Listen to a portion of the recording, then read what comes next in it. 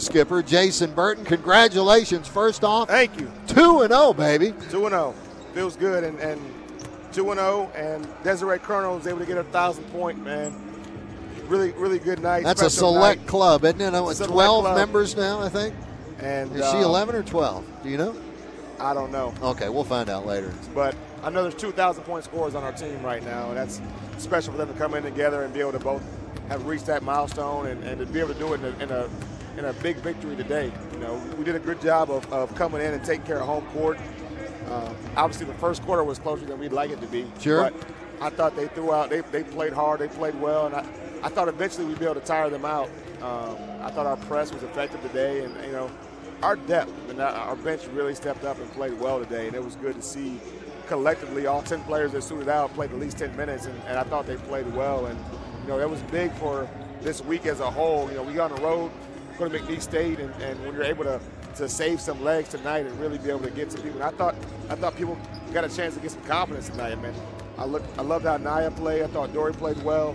The whole bench, Jordan, Zaria, and Jazz, all did different things that they did well, and so it was good to have this to build off of and go on the road and try to get our first conference win. Layla Lawrence, she kind of likes her starting role, gets out there and gives you a double-double right off the bat. 18 points, 13 boards. Yeah, and we said last game, there weren't going to be too many games where she only had 4 points. But to do all that, 18 points, 13 rebounds, I think 4 assists too, and she did it in 19 minutes. Yeah, team leader in assists. Yeah, she was so efficient. And, I told them at halftime, I thought the play of the game was they came down and scored on us right at the end of the first half. And we get the ball out, Yanni pushes, Layla runs the floor, and we throw a lead pass for a score. I think it was end of the first quarter, actually. And Layla scores it. Man, just to be able to see how fast we can get the ball up the floor, miss or make. I thought if our post ran the floor well, we'd be able to get some easy buckets. And that second quarter and third quarter, we did a great job of getting in transition. Man, I loved how we started the third quarter. Came out the gate on fire, and we wanted to have a mentality where it's play like we're down. And they did that. They came out and were aggressive defensively, and it paid off for us. Did you expect, Coach, that you could out-rebound them by nearly 20 boards? No. We wanted to. We talked about it. That was definitely a goal of ours, not necessarily 20, but out-rebounded by 10. We thought that was one area in the game that we could really be dominant, that and getting the ball inside to the paint. And so I just thought we went after boards, man. We played hard. I thought we were quiet early on, and then, man, we woke up, and it was a whole different team that I hadn't seen before. And it's just fun when we play like that. It was a fun team to coach. It was fun to hear how excited our bench got for each other, how they celebrated each other. That was the Lion basketball team that I know and love. And so fun night tonight to be able to coach this team, and look forward to regrouping, figuring out McNeese State, and going and playing down there in Lake Charles on Saturday. Coach, you held Nicholls State to single-digit scoring in both the second and the third quarter. Yeah. That's probably a goal in some games, but was it one in this, and how impressive is that? We just talked about the need for us to be better defensively. And after the way we started the first quarter, I was worried because it just wasn't pretty as far as a defensive standpoint. This is not a team that scores a lot of points, and so for them to come out the gate and score 17 points in the first quarter was kind of a letdown. But then we turned around, we backed that up with a 7-point second quarter, and held them to only 24 points in the first half, which I thought was phenomenal to bounce back after giving up that many points, to commit to the defensive end. And then we did the same thing in the third quarter, and I thought we did a good job for the most part of kind of changing in and out of our man and our zone defense. Our press, we got a couple holes that we got to fill in the back end of that zone, but for the most part, I thought they did a good job of being able to make those adjustments, and it allowed us to play different lineups. We finished the game with a very big lineup with Naya at the point, Dory at the 2, and Jasmine Payne at the 3 with 2 bigs inside. And so that's a big lineup, to be able to do some things with that lineup and kind of spell the starters for a little bit was huge for us. And so I was glad to see how we moved, and they did a good job man-to-man too. We were able to switch everything with that big lineup, and so really proud of the girls tonight, and found a way to string 2 wins together for the first time this season, and we just got to keep this momentum going. You've already touched a little bit on the play of some of them that got more minutes than normal, but let's talk a little bit more about Dorian Norris's effort. Almost 18 minutes today.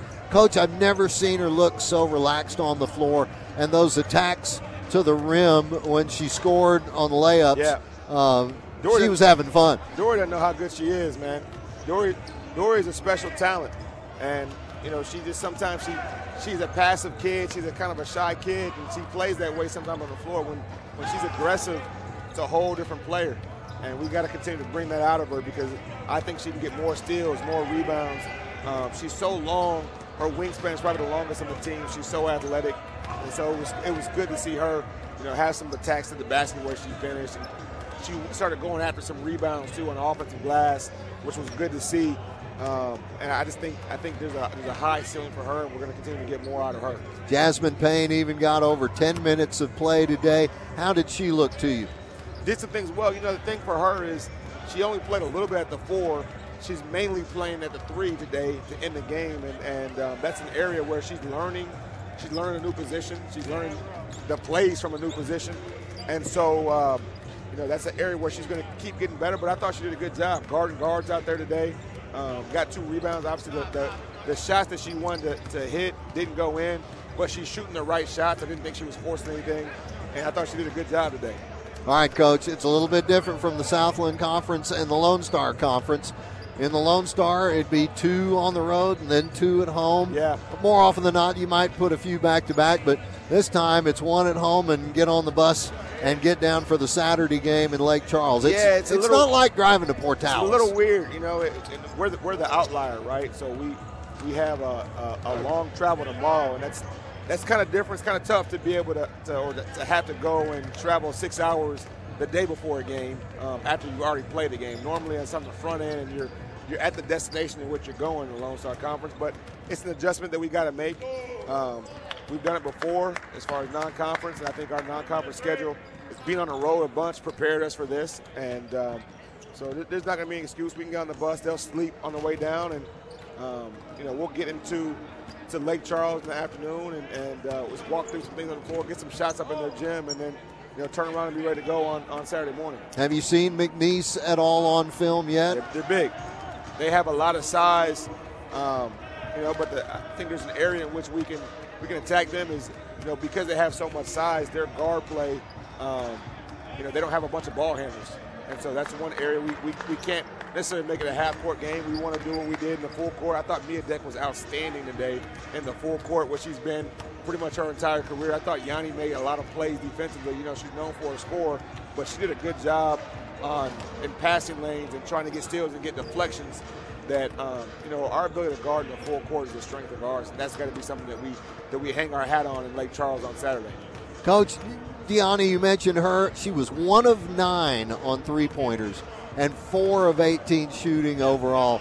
Sometimes even the Stars have a day like that.